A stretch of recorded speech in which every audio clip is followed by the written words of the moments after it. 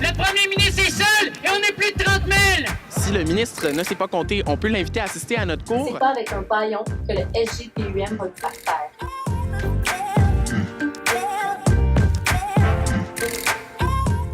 Au cours de la semaine du 19 novembre 2018, près de 55 000 étudiants postsecondaires québécois ont entamé un mouvement de grève pour revendiquer la rémunération des stages. Le début du mois de novembre a également été marqué par le mouvement Omerta-UDM qui oppose les étudiants au syndicat des professeurs. Tout cela n'est sans rappeler l'importante grève généralisée qui a marqué le printemps 2012 alors que des milliers d'étudiants ont manifesté pour s'opposer à la hausse des frais de scolarité.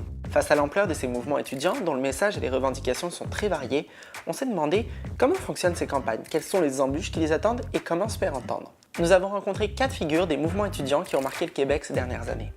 La CRIS, c'est les associations étudiantes en enseignement qui ont décidé de se réunir pour parler d'une chose, le stage 4, donc le stage final en enseignement. On a obtenu dans le dernier budget du gouvernement provincial une compensation financière de 3 900 $ pour chaque stagiaire qui va faire son stage 4. Dans le fond, en 2012, on a mené la campagne contre la hausse des frais de scolarité de 1 625 $ qui était prévue par le gouvernement libéral de Jean Charest. À partir de juin 2012, j'ai pris la succession de Léo Bureau-Bloin à la présidence de la Fédération étudiante collégiale du Québec. Donc, je suis secrétaire général de la FECUM. La FECUM, c'est la Fédération étudiante ici à l'Université de Montréal. Présentement, à l'Université de Montréal, quand un étudiant ou une étudiante porte plainte contre un prof, ce sont des collègues, donc d'autres profs, qui vont juger de cette plainte-là. Quel est l'objectif d'une action qu'on va mener? Ça va dépendre de à qui est-ce qu'on veut qu'elle soit destinée, cette action-là.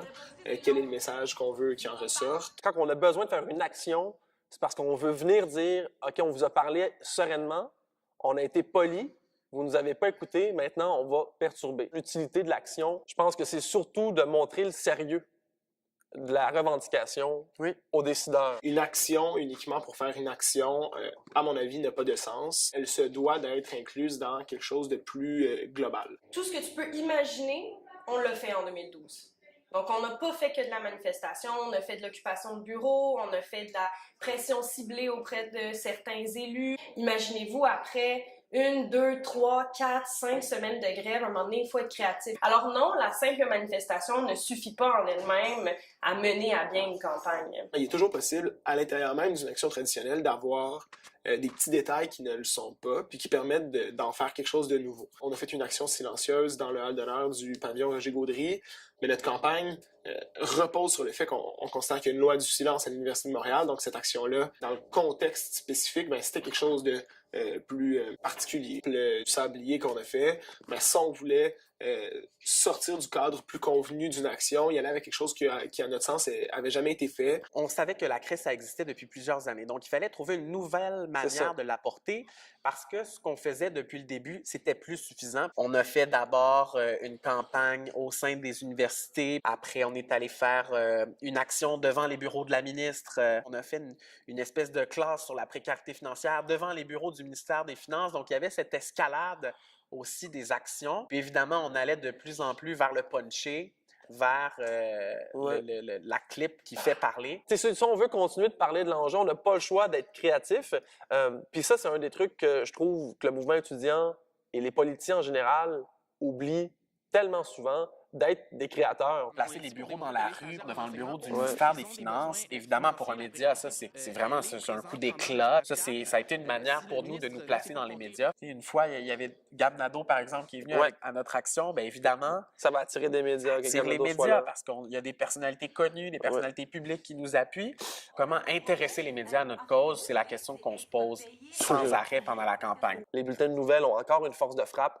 La plupart des principaux changements politiques qu'on vit au Québec partent d'une enflure médiatique. Donc, c'est primordial de faire sa place dans les médias. C'est sûr que les médias traditionnels restent la manière la plus efficace de rejoindre un maximum de gens qui font partie de groupes sociaux différents. D'être ultra présent dans la sphère médiatique, c'était important. Puis d'ailleurs, c'était un objectif.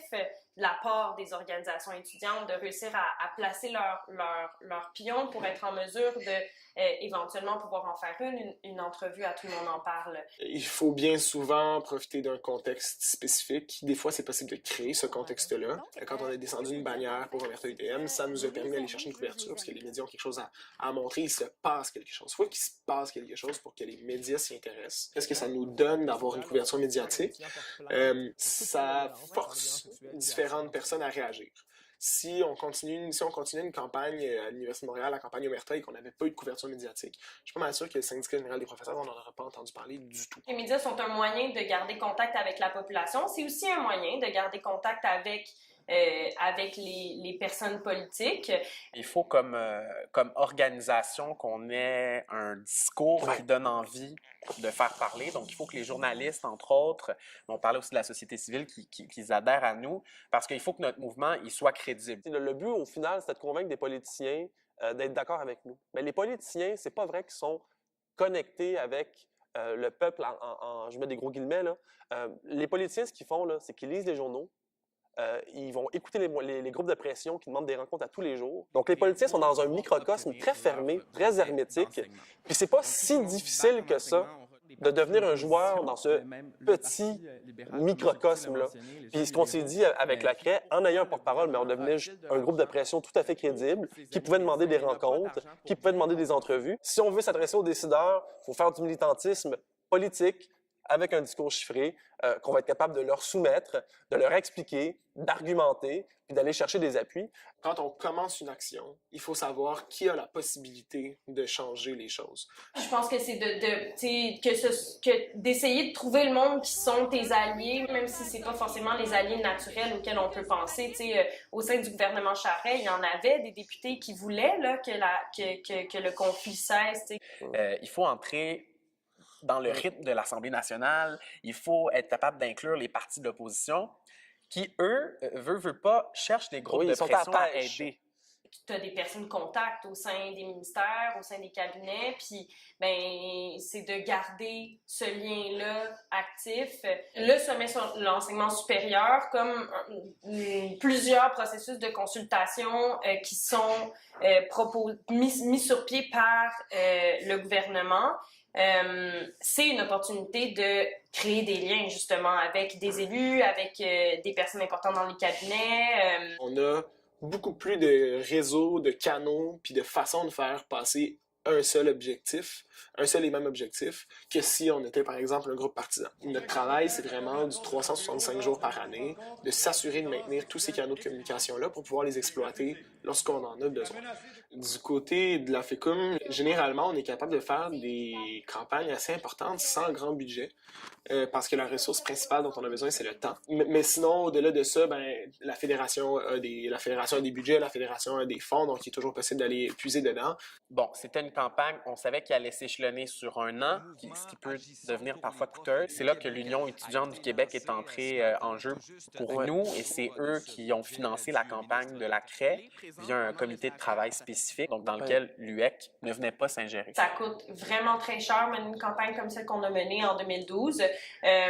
Donc, les associations étudiantes vivent essentiellement de leur cotisation étudiante, ce qui est un revenu quand même assez stable. Donc, tu le sais techniquement d'année en année à peu près combien tu as. On a reçu quand même un certain soutien de la part des grandes centrales syndicales, à la fois pendant la campagne puis par la suite. Après, évidemment, nous, on a eu à se relever d'une situation financière qui était difficile à la Fédération étudiante collégiale du Québec. Fait qu'évidemment, il y a eu tout un enjeu de restrictions budgétaires. Suite à ça, on a aussi augmenté notre cotisation étudiante. Évidemment, pas dans le but d'éponger tant le déficit, plus que dans le but de réussir à continuer à se développer. Un des grands défis du mouvement étudiant, qu'est-ce qui se passe une fois qu'on a terminé notre campagne?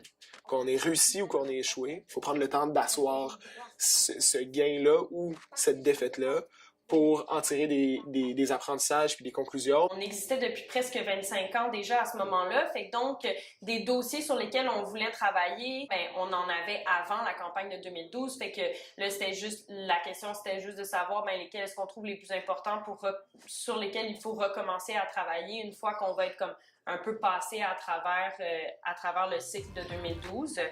La suite, elle se vit présentement, même si on n'est plus en campagne. Un peu comme les internats en psychologie nous ont servi de C'est ça. modèle. La suite, c'est ça. J'espère que nous, on va aussi pouvoir servir de modèle aux autres. Have you